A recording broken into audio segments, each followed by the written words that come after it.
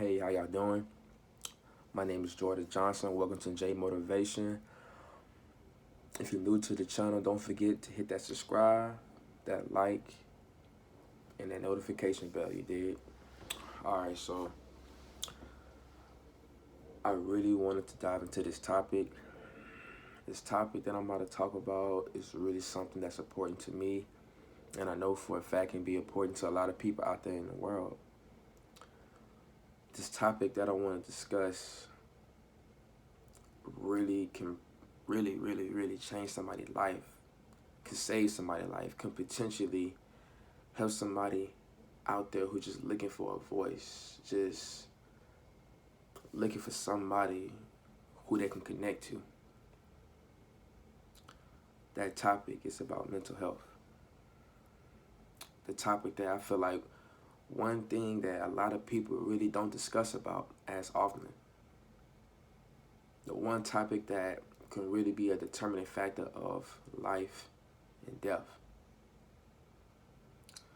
So, I want to start this off by telling y'all a story about the time that I discovered mental health, and to go even deeper about the time that I even considered taking my own life. So for those who really don't know me, I'm from Gonzales, Louisiana, but I was born in Monroe, Louisiana. I stayed in Monroe, Louisiana all the way to about 11 years old, living with my mom and dad. They separated. My mom and stepdad, they separated. So it was at one point my stepdad was on his own, doing his thing, and my mom was doing her thing. So around May 22nd, 2010, we go home to my grandma's house. I have two grandmas. They both live in the same neighborhood, but this is the grandma on my mama's side. So I wake up on a Saturday morning. It's raining outside. Clouds are dark. It's dark outside. And I just woke up with a bad feeling. A feeling that I just knew something was just off about today. And it was crazy because I had a dream right before I woke up that something bad was going to happen in my life. So my mom get my brother, my sister, and me. She said, we gotta go to around the corner to my other grandma's house on my stepdad's side. So I'm like, okay, cool. We about to go see my other grandma, no problem.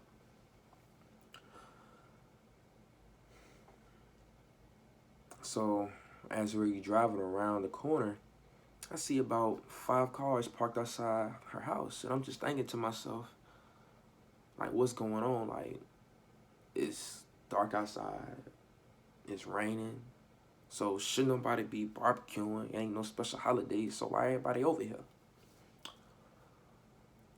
So we step inside. I see my cousins and my friends and everything, and I'm just looking like, okay, is there like a special occasion? I'm looking at my sister, looking at my brother. They clueless just like me. My mama went to the back. I guess to the bathroom. Who knows? My cousin come and hug me. Hey, how you doing? Are you okay? How you feeling? And I'm like, man, I'm good. Like, what's the problem? Like, why everybody over here? So my mom sits us down and she tells us that her and my grandma went to the hospital this morning. My stepdad been in and out the hospital because of stomach cancer. So as she's talking, she's choking on her sentence. Can't even get the words out. I'm sitting there baffled, like my hands shaking, like what's going on? She comes out and say, your father has died from stomach cancer. I was so enraged. I was so mad because it was just like, ain't no way. Not my stepdad, not the person that I've been knowing since I was 3 years old. Not my Superman. Like, out of all the people in the world, why did God take him away from me? That's how I was feeling. I was so angry. I wanted to punch a hole in the wall. My sister crying. My brother crying.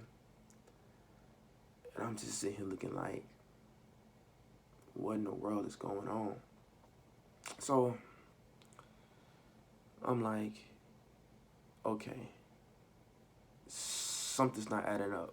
So I'm asking my mama, how long y'all been knowing this? She said they just found out this morning. So now I'm just in a whole different state of mind. Didn't want to talk to nobody for the longest. So as years go by, I want to say I'm 19 at this point.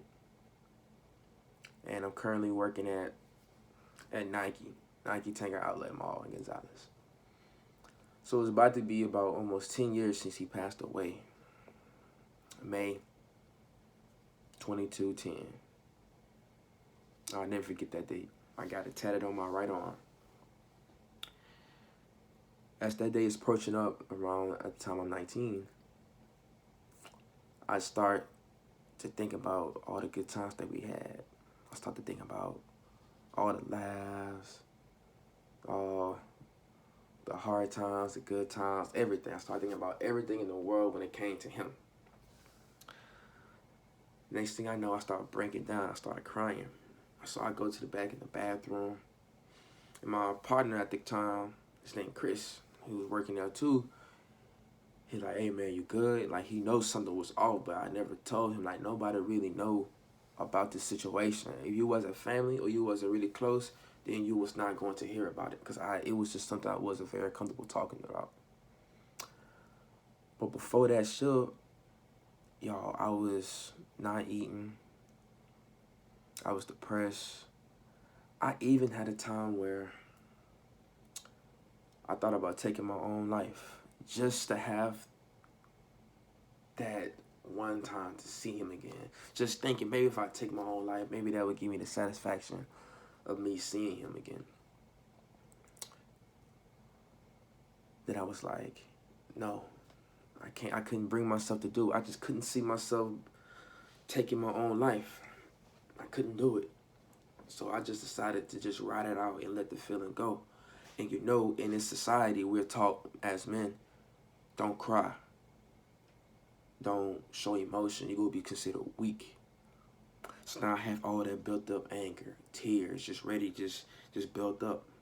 Not knowing how to let it go in a positive way. But I'm have all these negative things coming in my left ear, in my right ear, in my mind, in my heart and soul. And it was just tearing me apart day by day. So my awakening moment came as I'm checking this lady out. You know how y'all have this feeling when somebody just staring at you? You had this feeling where you just know from a distance somebody just looking you all up in your face and you just like, man, why are you looking at me? So a voice in my head, the voice in my head told me, look over, Jordan. I'm ignoring it. Checking the lady out. The lady told me, yeah, have a good day. You look kind of sad, so I hope your day gets better. I'm like, thank you, ma'am. That kind of cheered me up a little bit. The voice in my head, Jordan, look up. So I'm like, all right, fine. As I'm looking up, I see a man staring at me. The man, he was bald head, had a beard, had glasses, kind of chubby. So as I'm looking up and I'm making eye contact, my heart just sinks. My heart just falls to my stomach. I'm losing air. Because I couldn't believe what I was seeing, y'all. I thought I saw my stepdad in the flesh again, looking dead in my face. And as I'm looking at this unknown man, this stranger, he smiles and he waves. And I could have broke down and cried right there. I wanted to so bad. I'm just thinking like, Are my eyes deceiving me? Is this really my father that I've been knowing since I was 3 years old?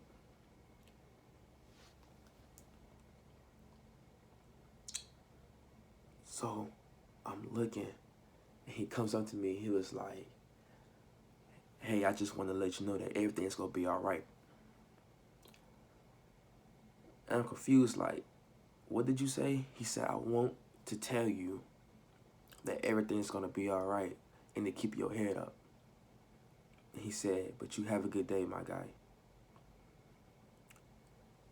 At that moment, that was just clarity, as in everything's going to be all right. That you have somebody that's actually watching you, that God is watching you, that you don't have to take things out of control, that it's okay. That moment right there let me know that even though that was a hard time for me, that I didn't have to fall into those dark, negative world that I was in.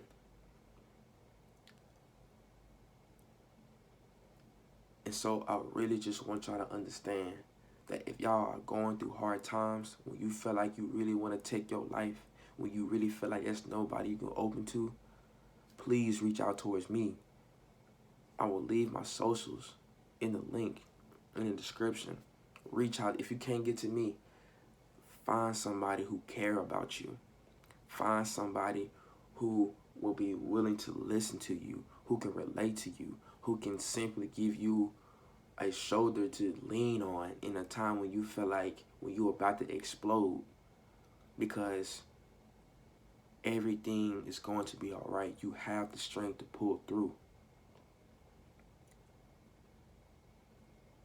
Take some time to yourself. If you have to go and meditate, go for a walk, listen to music, take your mental health seriously. If you're around a situation or someone who's draining that, take it serious. If you're going through a family crisis, talk to other family members. Please, I beg you. Because you are needed in this world. You do not need to take your life away. You do not need to fall into a depression. You do not need to keep stressing about the things that are no longer in your control.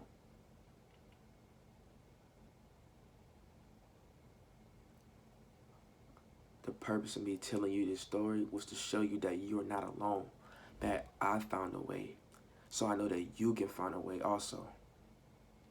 Take your mental seriously. They have sites, they have counselors, they have many resources in this world that can help you.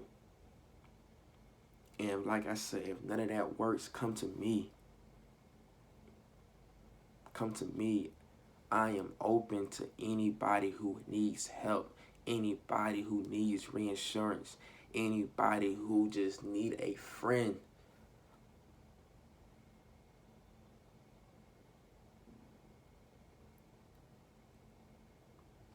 So I just want to end this on a good note. You are needed in this world. I love you to death. Don't do anything rational or irrational. Just remember, take it day by day. Remove yourself from situations that are going to put you in a negative headspace.